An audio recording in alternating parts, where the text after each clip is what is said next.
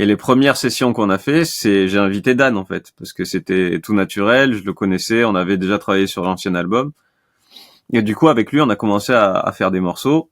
Et c'est de là, en fait, tu vois, qui est un peu partie la genèse, quoi. C'est un peu la genèse de l'album. On n'a pas utilisé tous les morceaux, mais il y a certains morceaux, je me suis dit, ah, là, il y a un truc qui me plaît, j'ai envie de partir vers ça, tu vois. Et du coup, il y a d'autres musiciens que j'ai rencontrés sur place, parce que forcément, comme je t'ai dit, j'ai fait des résidences avec des gens qui sont venus, notamment Rose Kid, qui est une fille avec qui je travaille, une chanteuse, qui m'a fait découvrir un groupe qui s'appelle Deux Phases. Donc, c'est deux musiciens, un clavier et un bassiste, Kylian et Pablo, qui sont deux gars déjà humainement avec qui je me suis super bien entendu parce qu'on a les mêmes influences, la même façon de voir les choses, qui sont super fun, qui ont toujours quelque chose à dire musicalement, qui sont vraiment cool. Et du coup, c'était tout naturellement que je me suis dit, je vais les inviter, puis on va faire des morceaux aussi pour l'album, et voilà, tu vois. Et après, il y a d'autres invités que je connaissais aussi depuis un moment, tu vois, Onra, que je connais avec qui je travaille depuis le début de ma carrière de mastering. C'est c'est le premier album que j'ai fait, je crois d'ailleurs. On est aussi sur Stay Tuned. Ouais. Tu vois, voilà. Après, c'est un mélange en fait de rencontres, de gens que j'ai rencontrés ici et de gens avec qui je travaillais depuis un moment, et j'avais envie un peu de mélanger un peu les deux, tu vois, et de faire des rencontres musicales comme ça, tout en gardant ce truc de patte organique et que tout soit joué.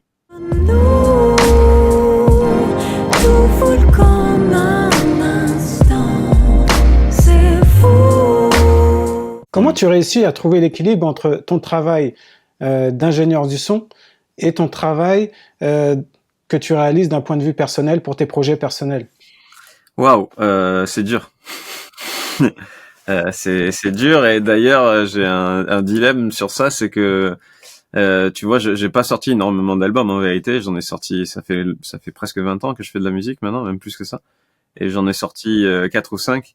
Donc c'est pas énorme. Du coup, je pense qu'il y a certaines personnes qui doivent se dire, mais en fait ils bossent pas trop. Mais bon, après j'ai un groupe. Tu bosses pour les J'en ai autres. même plusieurs. J'ai la fine équipe avec qui on a sorti aussi pas mal d'albums. J'ai fait des projets aussi avec des gens. Je travaille avec Gaël Faye, avec qui je suis parti en tournée, avec qui on a fait un EP. J'ai réalisé l'album d'Hippocampu. J'ai réalisé l'album de Chico et de Face Cachée. J'ai besoin de travailler avec plein de gens. Quand il y a des rencontres humaines et musicales qui me tiennent à cœur, j'ai envie de concrétiser ça et de l'amener, de montrer ce qu'on peut faire ensemble, tu vois. Et du coup, je pense que c'est important aussi de faire plein de trucs différents pour avoir plein de facettes. Donc du coup, pour répondre à ta question, pour revenir au sujet, j'essaie de régulièrement penser à mes projets perso et de me dire là ça fait 4 ans que j'ai pas fait d'album, il faut vraiment que j'en fasse un, tu vois. Et c'est aussi un peu pour moi, comme je te disais, une photo, l'album. C'est un moment de ma vie. Flares par exemple, c'est le moment où c'est Paris, c'était la fin de Paris, tu vois, le dernier moment, c'est une photo de ce moment-là. Pour moi, quand je réécoute les morceaux, ça me rappelle ça.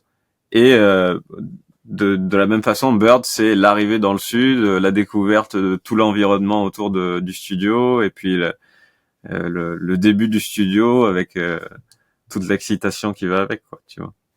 T'es ingénieur du son, tu l'as dit tout à l'heure. C'est quoi un bon mastering? C'est quoi déjà un mastering?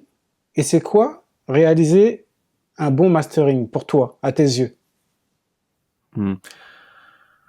C'est une question qui est assez difficile. Théoriquement, le mastering, c'est juste le fait c'est le fait de mettre des morceaux d'un même album au même niveau, et puis leur donner une patte qui fait que en passant d'un morceau à un autre, on n'a pas l'impression que ça a été fait dans des endroits différents, si c'est le cas. Parce que des fois c'est des producteurs différents avec tu vois des acoustiques différentes dans leur lieu, donc c'est faire en sorte que ça soit correct et que ça passe bien sur tous les supports, des enceintes du laptop au gros système de diffusion de salle de concert, tu vois. Après, il faut savoir aussi connaître les morceaux et savoir où ils vont être diffusés. C'est sûr que si tu masterises un morceau de musique électronique vénère, ça va pas être diffusé dans les mêmes endroits que si tu masterises un morceau de musique classique pour prendre des extrêmes. Hein. Et donc du coup, il faut prendre tous ces éléments en compte aussi.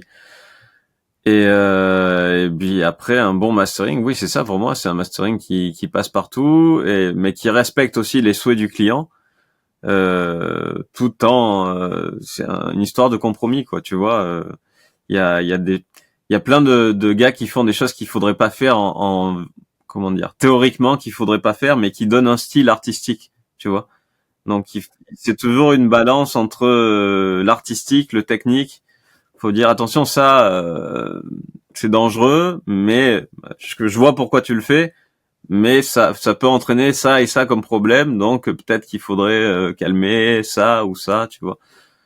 Donc mais moi je suis vraiment à l'écoute de mon client. J'essaie toujours de faire plaisir avec la personne avec qui je travaille, mais de faire en sorte que ça passe bien partout, tu vois.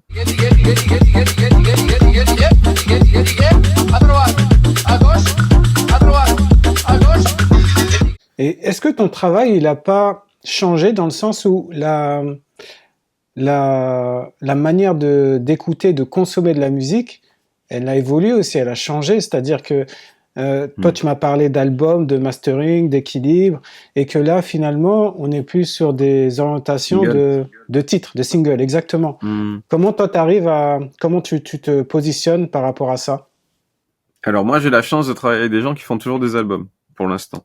J'ai des singles aussi, j'en ai pas mal, hein, mais j'ai beaucoup d'albums, tu vois. Oui, après, oui, forcément, ça change. On t'envoie on t'envoie single par single, donc ça change pas vraiment. C'est juste sur le temps que ça change, c'est-à-dire que je garde toujours dans les sessions les anciens morceaux que j'ai masterisés pour la personne. J'essaie de faire en sorte que ça soit cohérent, toute sa discographie soit cohérente.